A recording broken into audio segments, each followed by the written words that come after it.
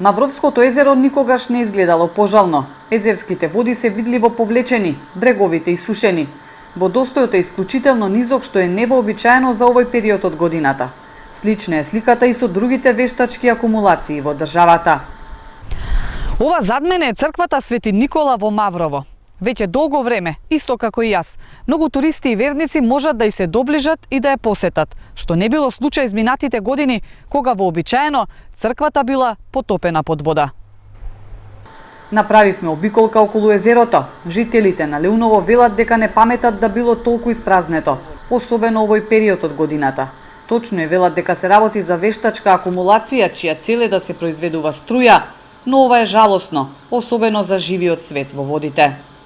Годинава мало повеќе е испразнето него што треба во овој период, иначе во овој период не било вака. Па за овој период кога не паднало ни дожд, ни ова, како сакаш да биде погоре? Како сакаш да биде погоре кога нема?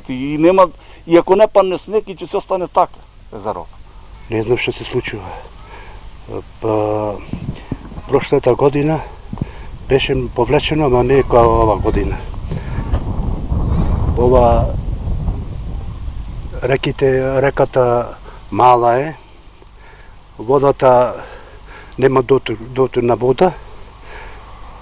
Тоа е што да кажем друго. Катастрофа.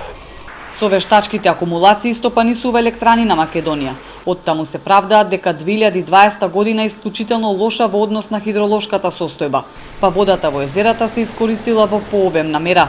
Секој понатамошен истек ќе го загрози еколошкиот минимум на котите неопходен за живиот свет, па од тие причини заклучиле дека е потребно привремено да се запре со производство на електрична енергија од хидропотенцијалите. ХЕЦ Маврово тврдат не работи од крајот на септември поради зафат на шахтите, чија цел е да се намалат загубите на вода. Дали потоа хидроцентралата ќе започне или не со производство, ќе се процени врз основа на ситуацијата и потребите.